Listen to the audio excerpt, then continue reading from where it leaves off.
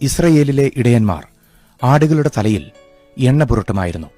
ഇതിനെ എണ്ണ കൊണ്ട് അഭിഷേകം ചെയ്യുക എന്നാണ് പറയുന്നത്.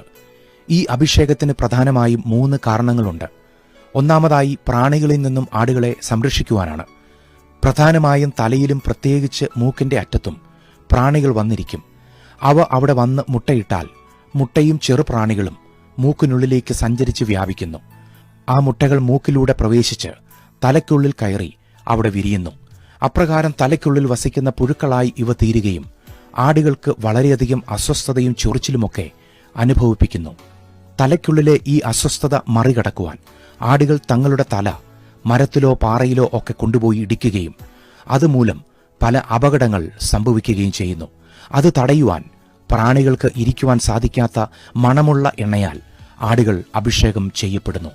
രണ്ടാമതായി, ആടുകൾ വഴക്കു കൂടുമ്പോൾ അവ തലകൊണ്ട് പരസ്പരം ഇടിക്കുവാൻ തുടങ്ങുന്നു.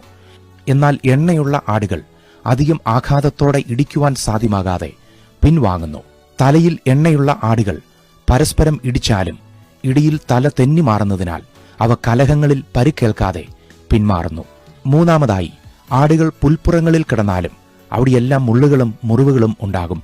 വേലിയും കമ്പുകളും കല്ലുകളും കൂർത്ത സകലതും ആടുകളുടെ ശരീരഭാഗങ്ങളിൽ ചെറിയ മുറിവുകൾ ഏൽപ്പിക്കുന്നു.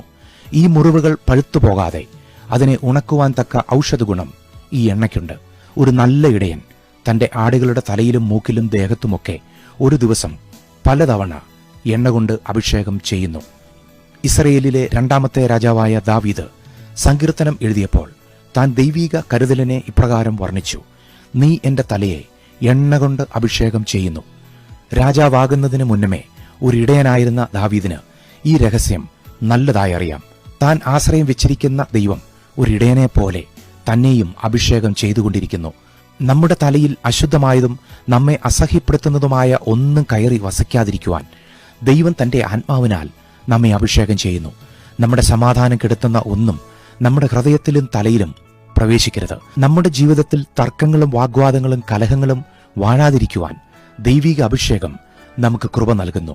മറ്റുള്ളവർ നമ്മെ ഇടിക്കുമ്പോൾ തിരിച്ചിടിക്കുവാനല്ല, അതിൽ നിന്നും ഒഴിഞ്ഞു മാറിപ്പോകുവാൻ നമ്മെ ദൈവം നിറയ്ക്കുന്നു. മറ്റുള്ളവരുടെ ആക്രമണത്താൽ നമുക്ക് ഹാനി വരാതെ നമ്മെ നമ്മുടെ ദൈവം തന്റെ കൃപയിൽ സൂക്ഷിക്കുന്നു. അതുപോലെ നമ്മുടെ ഹൃദയത്തിലും മനസ്സിലും വരുന്ന മുറിവുകളെ അത് പഴുത്ത് നമ്മെ നശിപ്പിക്കാതെ ദൈവം സൗഖ്യമാക്കിക്കൊണ്ടിരിക്കുന്നു. നമ്മുടെ നല്ല മേച്ചിൽ പുറങ്ങളിൽ പോലും മുള്ളുകളുണ്ട്. നാം പോലും അറിയാതെ നമ്മുടെ ഉള്ള് നീറുമ്പോൾ അതിനെ അതാത് സമയം ദൈവം സൗഖ്യമാക്കിക്കൊണ്ടിരിക്കുന്നു. നമ്മുടെ ലക്ഷ്യത്തിൽ നിന്നും നമ്മെ പിന്തിരിപ്പിക്കുന്ന കീടങ്ങളിൽ നിന്നും ആക്രമണങ്ങളിൽ നിന്നും മുറിവുകളിൽ നിന്നും നമ്മെ ദൈവം അനുദിനം രക്ഷിച്ചുകൊണ്ടിരിക്കുന്നു.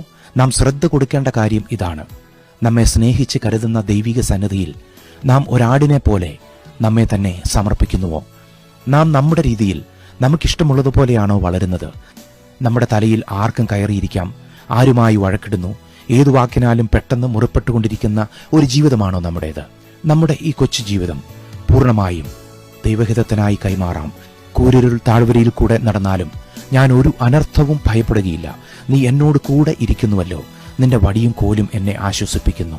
എന്റെ ശത്രുക്കൾ കാണെ നീ എനിക്ക് വിരുന്നൊരുക്കുന്നു. എന്റെ തലയെ എണ്ണ കൊണ്ട് അഭിഷേകം ചെയ്യുന്നു.